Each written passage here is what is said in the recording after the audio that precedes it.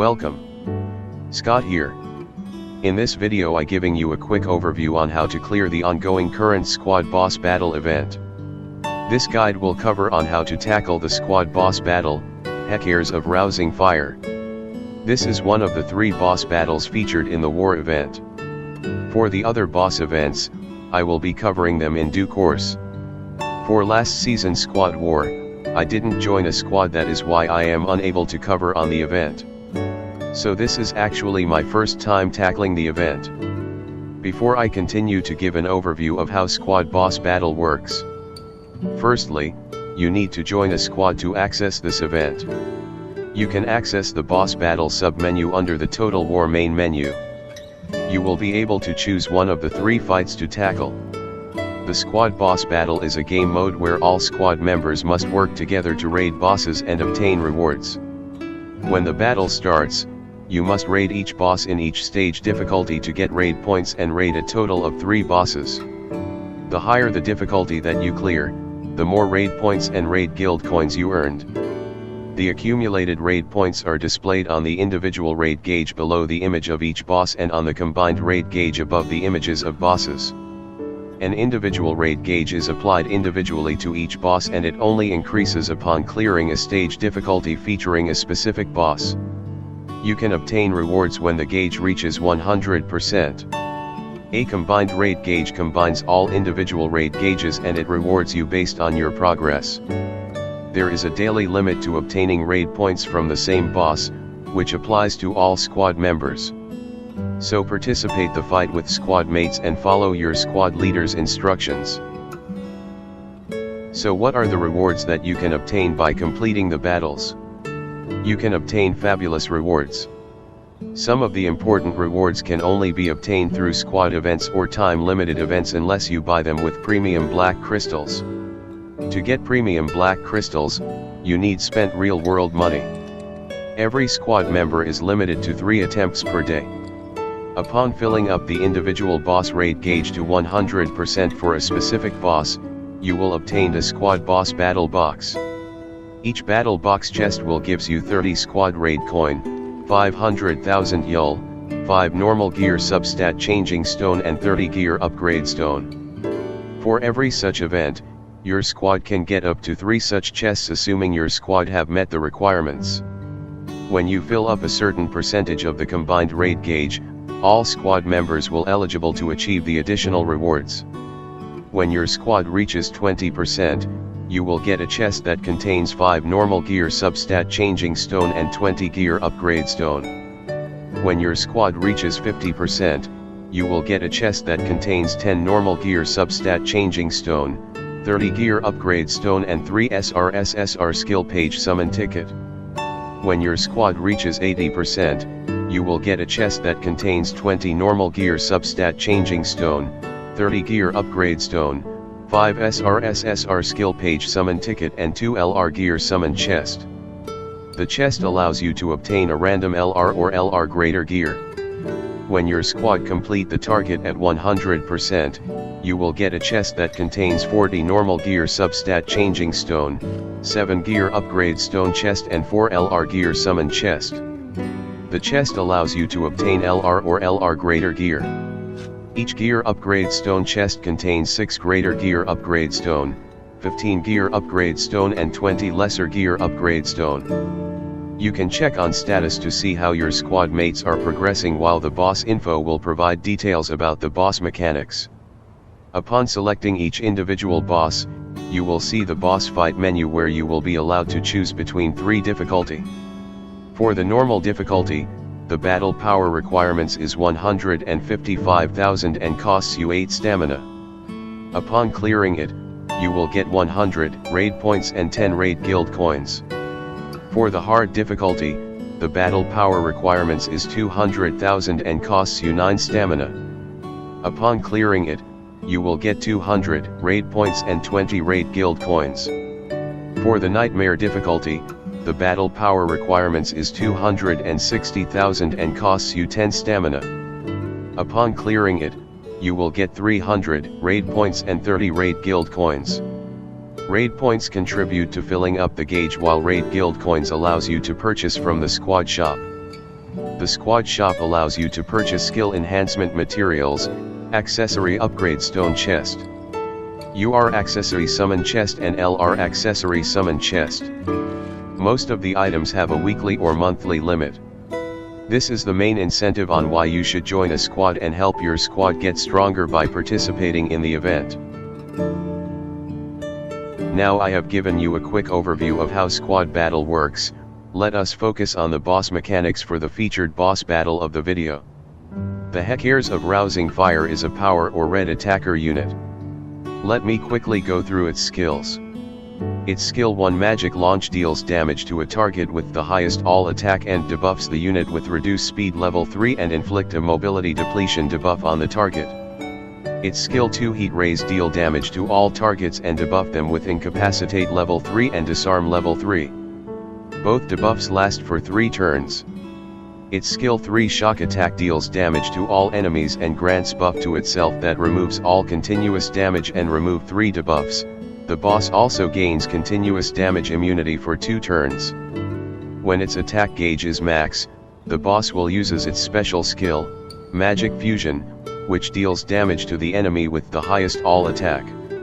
If the target is afflicted with a debuff, the boss attacks after granting 300% increased damage dealt buff. The boss have the following passives. 1. The boss is immune to status ailments. 2. Upon taking damage, there is 70% chance to grant self a 40% increased mobility buff. 3. Upon fighting against a favored enemy, increased damage dealt by 95%. 4. Inflicts buff immunity on all enemies. With the boss having such a nasty and annoying moveset, most players will deploy the usual stamina draining and speed down team that involves the following mages: Mars, Lotus, Julius, and a buff immunity unit, Nebra. If you let the boss attacks with its special and the unit is afflicted with a debuff, the boss will gain 300% increased damage dealt buff, which will most likely kill off its target unless the unit has immortality buff passive. The boss could also negate your party from gaining buffs with its buff immunity mechanics. The boss will also do more damage if the target is sense or green attribute type. At the start of the fight, the boss always starts off with magic launch, which causes it to target the unit with the highest all attack, combination of both attack and magic attack, which is always Julius if you are using this setup. So the recommended strategy is negate the boss buffs while lowering its speed and stamina, killing it off before it gets a turn. Julius and Lotus offers the least resistance path to clear this fight, with Julius draining stamina while Lotus lowers the boss speed with his debuffs. The difficulty to executing the stamina draining and speed down strategy will depends on the skill enhancements level of your mages. Minimally, I would recommend you to get Lotus special skill to at least level 2. Give your debuffer mages, Lotus or Nebra, the following gear set: Secret of Deep Sea set along with the small attack piece and defense piece of the Great Merchant Collection set. Having a full set of the Secret of Deep Sea set will boost the unit's speed stat by 5. Having 2 piece of the Great Merchant Collection set will give the mage 40% boost to his or her defense. Mars should be a full 6 defense piece since he will be taking the brunt of the damage. His combination attack also allows him to inflict speed down. Have Julius starts off with his skill 2 to fully drain the stamina, which requires his skill page. Nebra applies her buff immunity debuff using her skill 2. Lotus uses his special and Mars uses the combined attack. If party don't have great gear or high skill enhancement levels, you might need to reset to ensure that Lotus 55% speed down debuff activate on the boss. In order for Nebra to inflict the buff immunity debuff, you will need her skill page. This is a guaranteed trigger, which explains why most players uses and build Nebra for this or other fights that requires buff immunity. If you don't have Nebra with her skill page, you can use Catherine or Rill. Catherine can inflict buff immunity with her skill 2 and Rill can inflict buff immunity with his combined attack. Unlike Nebra, the trigger isn't guaranteed, so do take note of that. With the briefing of the boss mechanics done, let me proceed to showcase my runs for the event.